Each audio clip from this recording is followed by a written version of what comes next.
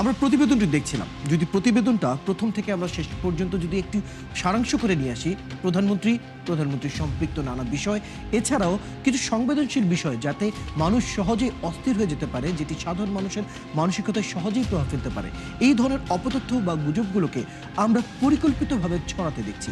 অর্থাৎ একই ধরনের নিউজ, একই ধরনের সংবাদ মাধ্যমের লোগো এবং ডিজাইনকে কপি করে এই ধরনের ছবিগুলোকে ছড়ানো হচ্ছে, যাতে সাধারণ মানুষের বিশ্বাসযোগ্যতার একদম কাছাকাছি চলে যাওয়ার এই যে চেষ্টা, এই ধরনের কার্যক্রমগুলোকে আপনি কিভাবে দেখছেন? এবং প্রধানমন্ত্রী যখন প্রাইম টার্গেট হয়ে দাঁড়ায়, তখন আসলে বিষয়গুলো কিভাবে সামাল দিতে হয় জানান।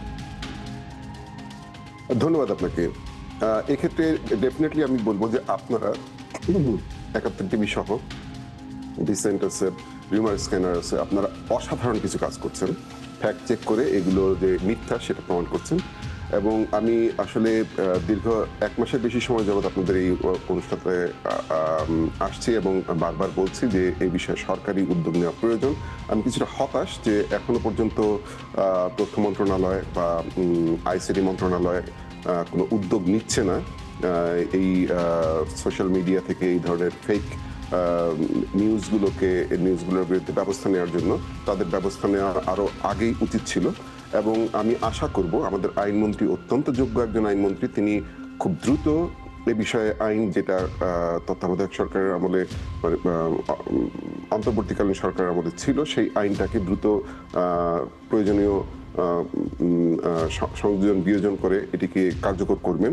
কারণ হচ্ছে এই ধরনের অপতথ্য, এই ধরনের ফেক নিউজ যে কোনো সময় দেশে যে কোনো ধরনের বড় ধরনের একটা মব তৈরি করতে পারে, একটা অশান্তি সৃষ্টি করতে পারে, এমনকি একটা ভয়াবহ সাম্প্রদায়িক দাঙ্গাও সৃষ্টি করতে পারে, যেটার পায়তারা আমরা ইতিমধ্যেই দেখতে পাচ্ছি। একে ওয়াহিদুজ্জামান, আপনি ঠিক কথাই বলেছেন। আসলে সাধারণ মানুষকে বা তার মতকে কোনো পক্ষে বা বিপক্ষে নিয়ে যাওয়ার জন্য আমরা কিন্তু অনেকটা পরিকল্পিতভাবেই এই ধরনের অপতথ্যকে ছড়াতে দেখছি। ছোট্ট যদি একটি উদাহরণ দিই, আজকেই প্রধানমন্ত্রী সম্পৃক্ত আমরা যে ধরনের অপতথ্য বা গুজবগুলোকে দেখছি, সেগুলো ১ থেকে ১০,০০০ ফেসবুক অ্যাকাউন্ট থেকে নিয়মিত এবং পরিকল্পিতভাবে ছড়ানো হচ্ছে।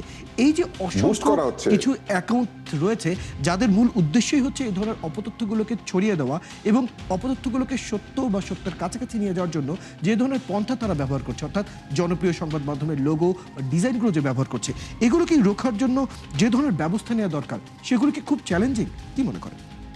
মোটেই চ্যালেঞ্জিং নয়, কারণ হচ্ছে যে ৭১ টিভির লোগো ব্যবহার করে যদি তারা এটা করে থাকে, ৭১ টিভির আইনগত একটা সুরক্ষা থাকা প্রয়োজন যে তারা তাদের বিনা অনুমতিতে তাদের লোগো ব্যবহার করেছে, তাদের ফটো কার্ড ব্যবহার করেছে, যে করেছে তার বিরুদ্ধে মামলা করতে হবে, তাকে আইনের আওতায় আনতে হবে এবং এর পক্ষে যেই রাজনৈতিক দল দাঁড়াবে তাদেরকেও আইনের আওতায় আনতে হবে। আমরা দেখতে পেয়েছি এই ধরনের ফেক নিউজ ছড়ানোর কারণে আবার বিরোধী দলের যারা রাজনীতিবিদ তারা আবার এটা প্রতিবাদ করেছেন। কেন তোমরা মিথ্যা কথা ছড়াচ্ছ কেন? সংসদের মধ্যে দাঁড়িয়ে মিথ্যা কথা বলছে। সংসদের মধ্যে দাঁড়িয়ে যদি মিথ্যা কথা বলে, তাহলে তাদের অনুসারীরা তো এই ধরনের কাজ করবেই। সেই সাথে আছে যারা পালিয়ে গেছে, যে স্বৈরাচার, তারাও এর মধ্যে যুক্ত হয়েছে। সুতরাং এটা একটা ভয়াবহ দিকে টার্ন নেওয়ার আগে আমি আশা করব তথ্য মন্ত্রণালয়, তথ্য প্রযুক্তি মন্ত্রণালয় এবং আইন মন্ত্রণালয় সবাই মিলেমিশে একটা দ্রুত ব্যবস্থা গ্রহণের চেষ্টা করবেন। কারণ রিসেন্টলি আরেকটা মব তৈরির চেষ্টা দেখেছি, সেটা হচ্ছে যে শহীদ ওসমান হাদির কবর নাকি সরিয়ে নেওয়ার চিন্তা করা হয়েছে, সেখানে নাকি কাউকে যেতে দেওয়া হচ্ছে না, এইরকম একটা ফটোকার্ড ছড়ানো হয়েছে আমাদের মাননীয় স্বরাষ্ট্রমন্ত্রী সালাউদ্দিন আহমেদের বরাত দিয়ে, যেটাও পুরোপুরি ফেক। দুর্ভাগ্যজনক বিষয় হচ্ছে প্রধানমন্ত্রীর বাসস্থানের নাম দিয়ে যেই একটা ফেক নিউজ করেছে, এটা একটা বিখ্যাত তথাকথিত বিখ্যাত সংবাদপত্র করেছে এটা, এবং সেটা নিয়ে আবার এক প্যারিস প্রবাসী এক ইউটিউবার সে আবার এটা নিয়ে তার ফেসবুকে পোস্ট করেছে। এই লোক নিজেই পালিয়েছিল নুরুল ইসলাম ভূঁইয়া ছোটনের বাসায়। সে ডিজিএফআই এর ভয়ে, ডিজিএফআই সবচেয়ে বড় অ্যাসেট নুরুল ইসলাম ভূঁইয়া ছোটনের বাসায় পালিয়েছিল। সে এখন বলছে যে তারেক রহমান সাহেব নাকি পালিয়ে যাবেন, আমাদের প্রধানমন্ত্রী মহোদয় নাকি পালিয়ে যাবেন। আরে বেটা, তুই নিজেই তো পালিয়েছিলি। এই যে জিনিসগুলো এরা করছে, এর বিরুদ্ধে যে ব্যবস্থা নেওয়া হচ্ছে না, এতে এই অবস্থা আরো দিন দিন খারাপ হচ্ছে। আমি মনে করি খুব দ্রুতই আইন প্রণয়ন করে এদের বিরুদ্ধে আইনগত ব্যবস্থা নেওয়া প্রয়োজন। জনাব ওয়াহিদুজ্জামান, আমি আরেকটি বিষয় এখানে একটু যুক্ত করতে চাই। সাম্প্রতিক আমরা অপতথ্য বা গুজবের যে রীতি দেখছি, সেখানে একটি বিষয় নতুন করে যুক্ত হয়েছে, সেটি হচ্ছে বেশ কিছু, আমি সংস্থা বলবো না দল বলবো ঠিক বুঝতে পারছি না, কিন্তু কিছু নির্দিষ্ট সংঘবদ্ধ একটি দল রয়েছে যারা এইসব অপতথ্য বা গুজব আসলে ছড়ানোর কাজটা করে। অর্থাৎ আমি যদি কোনো গুজব ছড়াতে চাই, আমি একটি নির্দিষ্ট কোনো প্রতিষ্ঠান বা সংঘ রয়েছে যাদের সাথে আমি যদি আলাপটা করি, তারা তাদের নিজস্ব আলাদা ফেসবুক অ্যাকাউন্ট রয়েছে, হাজার হাজার ফলোয়ার রয়েছে, যারা সেখান থেকে সেই অপতথ্যগুলো টাকার বিনিময়ে, অর্থের বিনিময়ে আসলে ছড়িয়ে দিয়ে থাকে। এই ধরনের যারা কাজ করছে, রীতিমতো তারা একটা ব্যবসায়িক জায়গায় নিয়ে যাচ্ছে গুজব ছড়ানোকে। সেটা নিয়ে আপনার মন্তব্য জানতে চাই।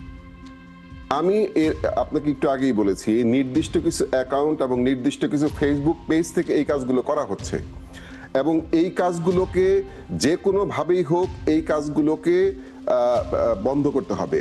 এবং বন্ধ করার জন্য প্রথমেই আমাদের যেটা প্রয়োজন সেটা হচ্ছে যে এই পেজগুলো, এই আইডিগুলোর পিছনে কারা সেটা বের করতে না পারলেও অন্ততপক্ষে এগুলো যেন বন্ধ করা হয়, তার জন্য মেটা বা গুগল তাদের সাথে যোগাযোগ করতে হবে, এবং যোগাযোগ করে নিশ্চিত করতে হবে যে এই ধরনের কোনো ফেক নিউজ আসবে না, এই ধরনের কোনো ফেক নিউজ ভবিষ্যতে আমরা দেখতে পাবো না, এবং এই পেজগুলো বা এই আইপিগুলো এখান থেকে এই ধরনের আর কোনো কন্টেন্ট তৈরি হবে না।